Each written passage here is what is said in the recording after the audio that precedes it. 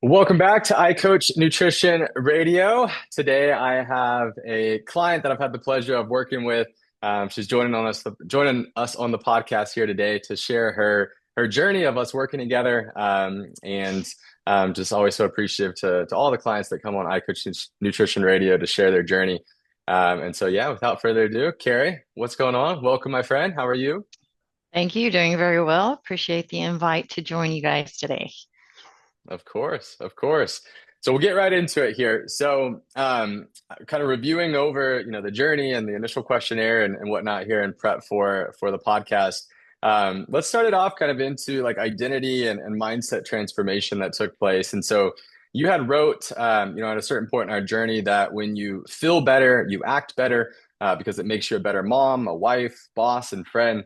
And so, can you expand on that connection between physical health and how you show up in other areas of your life? Yeah, man. And back when I wrote that, it feels like forever ago.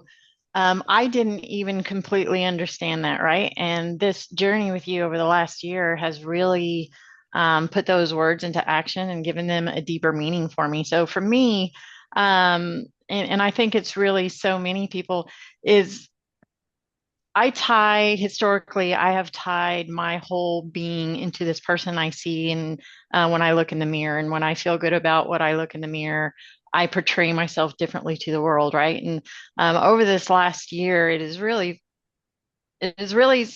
shifted away from the what I see when I look in the mirror into what I feel internally. And for me, what that has looked like over the last year is working with you. I became so much more confident in myself through what we were doing together. I had a better relationship with food and with my health and my diet, and I understood how everything you were leading me through on my journey tied to an outcome. And I start I started to gain a confidence internally just about my nutrition and how I viewed myself.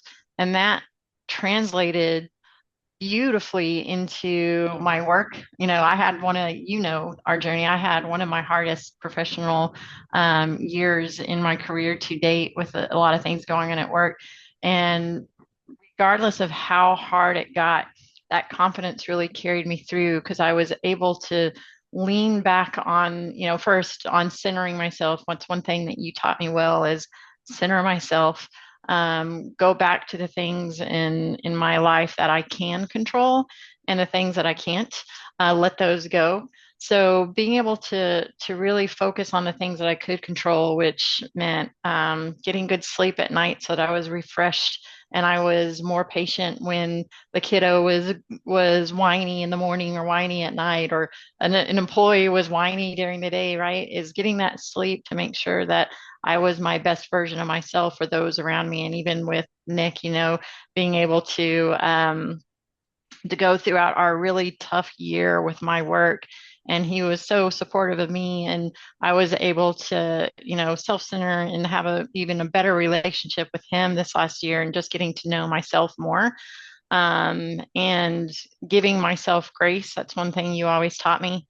And I think when I give myself grace, that just makes that translates to my relationship with my husband, and that, he's thankfully very good at giving me all the compliments all the time, and I'm one of those horrible wives that roll my eyes and say whatever. But giving myself that grace and being able to accept those types of messages that he was giving me, and understand that he was coming from a very sincere place. All of those things, I'm rambling, but just kind of tie together to a more centered and more confident person in everything I do. Hmm. I love that. Yeah, I talk about it a lot in that, when we go through this journey, we're combating a lifetime of beliefs and Mhm. habits and traits and skill sets. And so, you really being able to think about, who is the person that I want to become through this journey. I mean, that's such a powerful why that creates, right? And you can remind Mhm. yourself of that in the hard times. Um, and honestly, it's one of the best, compliments that I get working with clients. I mean, of course, like I want you to accomplish the goals that you came to me to accomplish, but some of the best compliments that I receive from clients is when they're like, like you helped me to become a better mom, a better wife, a better, excel in my career. And so, the confidence that's gained throughout this process of prioritizing learning how to live a sustainable, healthy lifestyle, it truly does translate every over into every other aspect of your life. And you're a Mhm. testament to that. And so, I hope that those that are listening or watching the podcast here, like they realize that, because, I think, we're all guilty of it, right? But it's like so many times, like when we think about these goals, it's like they're like these surface level goals, and we have very unrealistic expectations as to like the timeline that it takes. And I mean, I get it, right? It's like when you're Mhm. constantly hearing lose 30 pounds in 30 days on the Sure. radio or social media or whatever else, like it can become very challenging. But when we set realistic expectations and when we have a strong why, that really is some of the characteristics that are in line with successful clients. And you mentioned the sleep piece, and I was looking back on our initial questionnaire here. I mean, when we first started, I mean, you had put in your initial questionnaire 5 to 7 hours of sleep. And knowing what you know now, and that, hey, seven's like the absolute bare minimum, and nine is actually optimal. It's like, well, yeah, if we're getting five hours of sleep, I mean, I think back to the last three, children that we've had here, and that first year especially, it's like sleep is the most important habit of them all because it affects all of those other habits. So I love it. There's Yep. there's so many wins and so many things we could dive into there.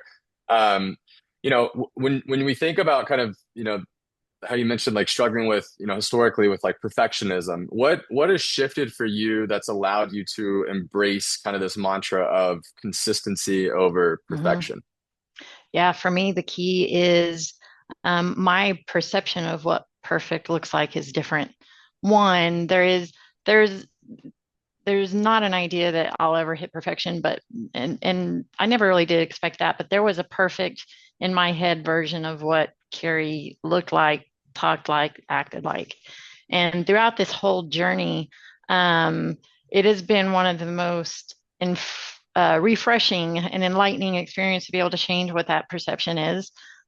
Truly, and I think this is very common for girls and teens and women that we think that we should be, and we hold ourselves to a level of accountability to look a certain way just based on everything that's around us. And it doesn't really matter how we feel and what we do to our bodies to try and get there. Well, now my whole perception of perfection is feeling my best, performing my best, being happy, being spiritually centered. And I know it may not be on my timeline. I know all of the physical attributes that come with like a body recomp is just something that follows when you're doing all those other things well. Um, and in all honesty, it's not even something that I attain for anymore. That I look to look a certain way. I've really been able to shift from looking a certain way to feeling a certain way, and I can definitely tell after a year of doing this when I'm starting to feel off. Like right now, I'll be very transparent with you. My sleep is off right now, and so it has me looking at my habit tracker to say, well, what are the things that am I not moving enough? Am I eating all the right things at the right time during the day that I know work for me? So that's been the biggest shift for me is just that changing the goal for me. And if I could go to myself 30 years ago and say, stop caring about that, I think I'd be a lot farther in my journey than I am. But I think it takes finding the right coach who's not focused on that outward appearance and fixes all the other stuff that lead to the outward appearance. So that's been my biggest life-changing thing for me. I love that. Yeah, and I think that's what needs to be like shouted from the mountaintops here, right? Especially with women, especially with young girls. It is, we see it all the time in that you're chasing the way that you want to look, right? Based off the culture that has said that you should look that way. And a lot of the Mm-hmm. times we're willing to do anything to attain that goal. And a lot of the times what happens is the way that we feel and the way that we perform, that actually starts to take a hit, right? And we see Yep. this, it's notorious in like the physique world and the bikini, competitions and whatnot. And so, I always say it's like, look, when we start this journey, probably the first thing that's going to start happening is you're going to start feeling better. And that's because you're prioritizing living a sustainable, healthy Hmm. lifestyle. And then you'll start performing better, and then the looking better that comes later. That's something Yeah. that takes time. So I love that. All right, so as we kind of shift into this next segment, so this is kind of diving more into your faith and your values and your motivations. And so one of your 2025 goals is deepening your relationship with God. And so how has your faith influenced your health journey? Because to be honest with you, I actually run into this quite a bit to where people can feel like they're putting their health as like an idol in their life, and it can sometimes kind of derail them from Mm, prioritizing living a healthy lifestyle. that's Um, interesting. and and I think that's far from the truth. And so, how has your faith influenced your health journey? Yeah, so this year I set out for the very first time. I grew up in church. I'm a preacher's kid, so I come from a long line of I've always been a faithful person, right? But things have kind of shifted for me in the last few years where now I'm wanting to have a deeper understanding and knowledge of myself because I've dug in and done the hard work. And I'm reading through the Bible start to finish this year for the first time ever, cover to cover, right? And digging in. And as one thing that I'm in my faith and what I'm learning is God gave me my physical health. God gave me this one body that I have one lifetime to do his work with, right? And and I think I'm not glorifying God when I'm out for quick wins and not putting in the work and trying to go to the latest fad diet or a pill or whatever to take the easy route. I don't think God teaches us to take the easy route in anything we do. He makes all things possible, and with Him, all things are easier. And I view, I do use that mantra of with God, all things are possible in my workouts, right? I hate working out. None of us love working out. I don't think. Maybe there are some of us who do. I don't, but it's possible.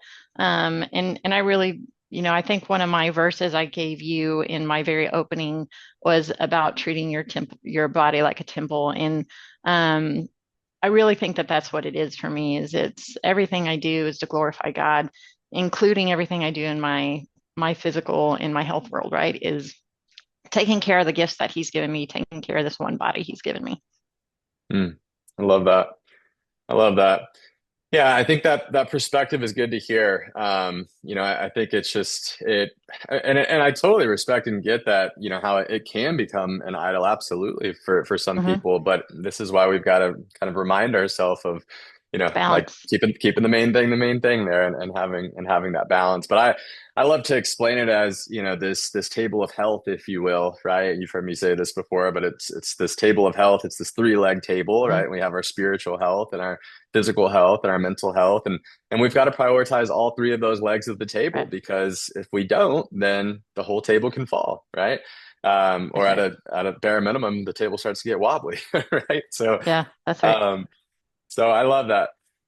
So you mentioned wanting to model a healthy version of success for your daughters. Mm-hmm. Not necessarily tied to money, but becoming the best version of yourself. And so how do you define true success now? Man, for me, and that's such a deep question, right? For me, it's I want to be able to, for me, success looks like, and this is different for every individual. So I don't want people to hear this and go, well, she's just stepping on the stuff I do. But for me personally, success looks like I can provide for my family, and I can do so in a way that doesn't take me away from them all the time, that doesn't make me such a crazy person because I'm so stressed out with work that I'm taking it out on them at night. Successful for me looks like being able to provide for others, right? I've been very fortunate in my career. God has blessed me with a very fortunate career path that I'm able to give back to my family, not only my immediate family, but my extended family when needed, and not have to worry about doing things. That's what success for me looks like. Being able to look in the mirror and be proud of the work I did today, right? Having girls that want to look up to me, to follow me in any of the paths of life, right? It doesn't matter to me if it's them following me in the path of being a homemaker at home or being a successful career woman or being, I would hope that they would want to choose my path of being a child of God. But in just, if I can look at my girls and see them treat other people the way I treat other people, and the way I want to be treated, to me, that's what success looks like. I love it. I love it. That's awesome. I mean, I think just being able to, like think to yourself, like, what does success mean to me, right? And really to be able Mm-hmm. to define that. Because I think I mean, and again, I think we're all guilty of it in different seasons of our life, but we're just like we're just going about life and we're just like in Mm-hmm. this reactive mode, right? And we're not being proactive in our approach. We're not planning ahead. We're not really thinking about, the person that we want to become. And it's because of the just the busyness of life, and so I totally get it. And I think just really being intentional with the way that we live our life. I mean, obviously that translates over into our kids as well. And so I love it. I think that is again something that is so needed. Okay. So as we kind of dive into like lifestyle and habit systems and whatnot, and so you had said, or you had, committed to sleep, like some of these big rocks as we just defined it, Mm-hmm. right? With that mason jar example, if you will, right? Yep. I always said like sleep and nutrition and exercise and hydration and stress management. Those are the big rocks. And then all the other questions that we get all the time are like the pebbles in the sand and the water of that equation. And so you committed to sleep, steps, strength training, planning food, prayer. Which habit had the biggest impact and why for you in your journey? Man, so I definitely think sleep had one of the biggest ones, right? When I'm sleeping really, really well and when I'm getting those full night's sleep, I feel it in everything I do. That was really one of the biggest ones. And now, there's things I can control with sleep, and there are things I can. I can control what time I go to bed and what time I get up, and setting an environment for myself that I can sleep. And then there's things I can't control, like hormones and all the other crazy thing that life throws at women of my age. But I also now am able to kind of say, well, I can't control that part, so I'm not going to stress about it. So I forget about it, and the next night I try again, right? But I really do think sleep has made the biggest impact. Obviously, the prayer and the spiritual lifestyle, that's always going to make a difference. That's kind of steady state for me. So that part wasn't as transformational because I feel like that part's kind of been there all along. It's stronger now, but it didn't need the most work, right? And then after sleep, I will say nutrition. I, I remember, and I tell everybody who listens to me around me, one of the things that you told me on the very beginning call, the very first call we had together was when we were talking about how many calories I eat a day. And I said 1,200 is what my target is. And you said, Karrie, I think it was either a 2 or a 4-year-old toddler girl needs that amount of calories to maintain their weight and grow. And I was like, oh, holy cow. And so I look at where I'm at now, starting our journey at 1,200 calories. And my goal right now that you have me at is, we're on kind of a cycle of 1,500 very low if I have sedentary that day, like if I'm in bed all day. But then I'm at what 1,900 to 2,100 calories a day that my target is for when I'm doing heavy activity and a lot of working out. So um, that's been obviously transformational to be able to actually eat food. And that eating food and eating just not any food, but good, healthy food, just makes me feel good. Yeah, I love that. Yeah, I mean it's mind-blowing to people when they hear that, that the current recommendation for a 2-year-old sedentary little 2-year-old, girl is 1,200 calories a day. crazy. And if you look at these programs like Optavia or Red Mountain Weight Loss, or I mean you name it, there's so many programs out there, and that's like That's like the recommendation that they give is Yeah. 1,200 calories, and not just for women, but for men as well. Yeah. And it's just, it's like, how could you ever think that you're going to feel good or perform good, like literally starving yourself to death? And then that Right. brings on a whole nother point of like, when you do these types of programs, you are literally paying money for people to starve you.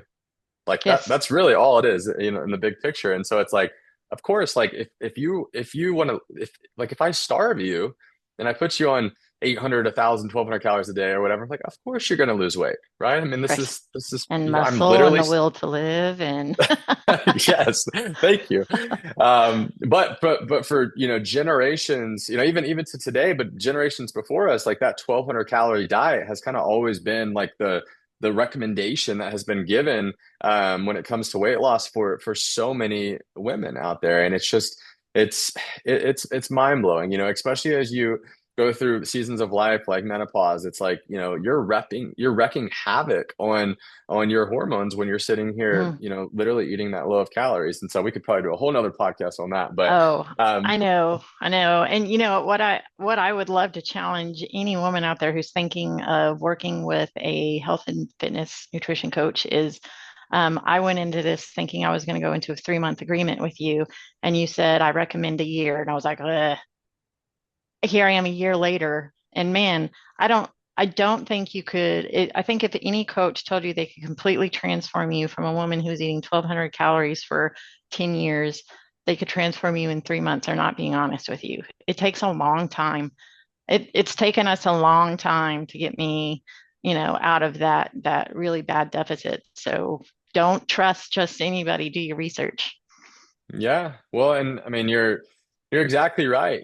As I said earlier in the podcast, it's like we are combating a Hmm. lifetime of Hmm. habits and beliefs and traits and skill sets. And so, yeah, to think that you're going to be able to transform all of that in 30 days or 90 days or even in Yep. a year sometimes is crazy. And in fact, like, if you really think about it, it's like, the majority of clients we work with are 40 to 60-year-old women. And so I always say, it's like, look, like if you took 1 year of your life to really make this a priority, to set yourself up for success for the rest of your life, like, would that be worth it? Would that be Yes. worth everything that you've gone through up to this point?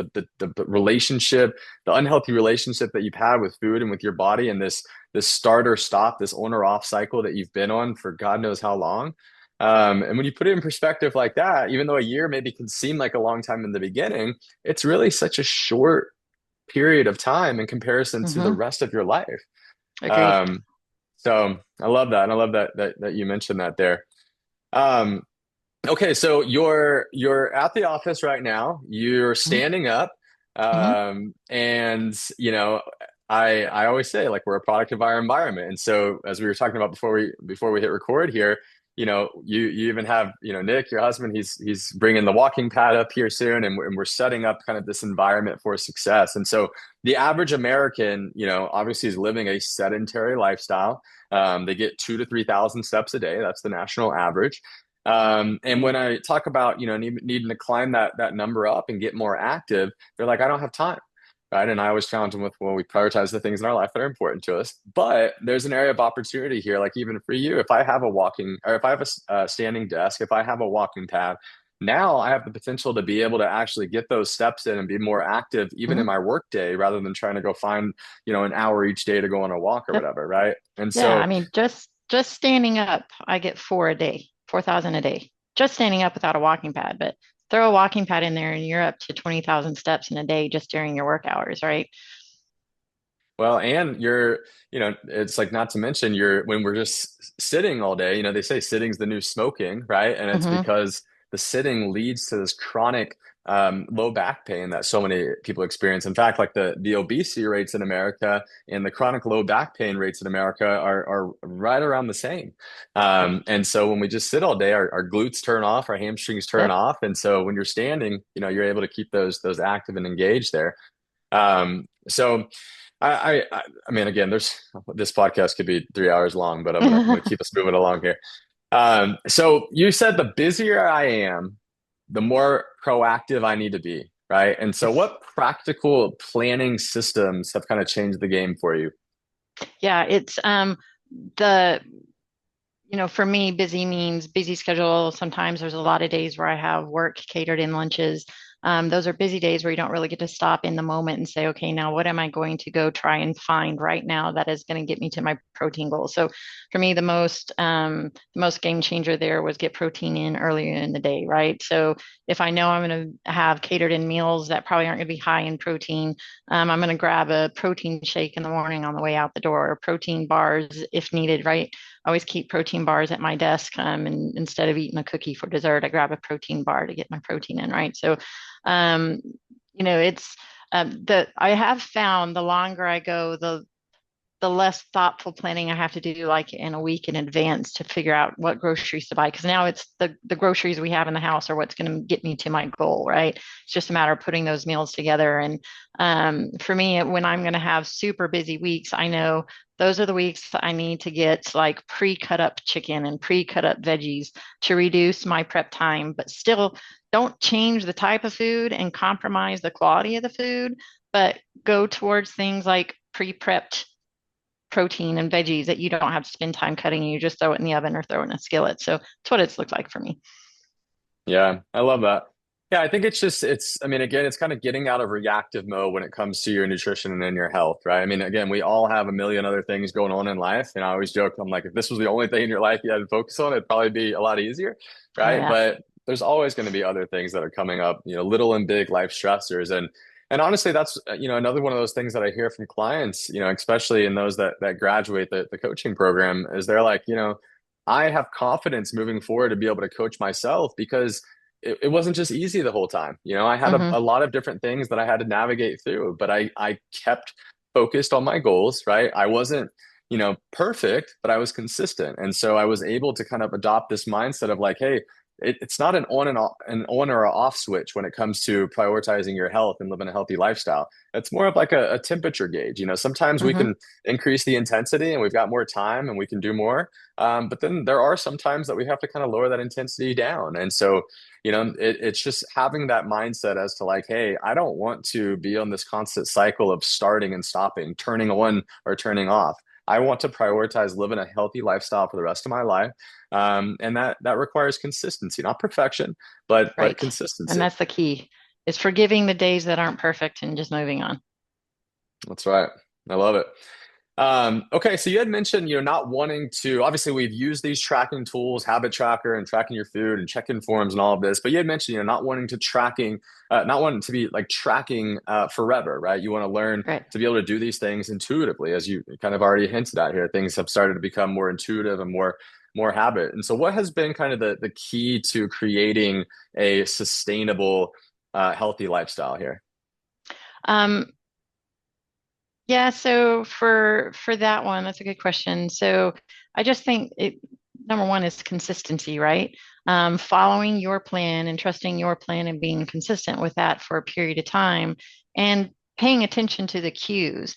There's one thing to follow the plan, and there's another thing to understand, okay, this is what it feels like after I've eaten a meal, an iCoach plate that has, you know, protein, carbs, veggies, healthy carbs, veggies. This is what my body feels like after. And then I can tell you, on the occasion where we go and have a cheat meal afterwards, I'm like, yuck. I hate how I feel right now. So paying attention to the cues your body gives you after you are being consistent will help you, or at least it's helping me know when I'm getting off track because I can physically feel it and I recognize that feeling of I'm not doing something right. Yeah, I love that. I think it's time, right? And it's, the fact that it's like, hey, like most people don't know how good they can feel until they actually start feeling that way. And so it takes time for you actually to start to have those realizations. And even when you like have the meal or you get off track or you go on the vacation or whatever, it's like you're always just one decision away from getting right back into the routine that Yeah. that serves you best. Yep. But for most people, they've kind of just settled with this baseline of like, this is just how I feel, and they blame it on whatever, right? And Right. and then when they start doing these things and they start transforming their lifestyle, they're like, oh wow, like I feel like I just posted a testimonial from a client a few days ago that was like, I feel better in my 50s than I did in my 30s. All right. Yeah. So I And mean it's hard to that's explain what that feels like until you know what it feels like, right? So you That's have right. to jump all in and see what it feels like. But yeah, I never would have thought a year ago was what it meant to feel good, right? It's like I get it now. Yeah, I love it. Okay, so you had mentioned like kind of this emotion, like diving into some of this like emotional resilience and stress management and whatnot. So you had dealt with like some, executive leadership pressures, parenting, health stressors, travel. How did you learn to manage stress without abandoning your goals?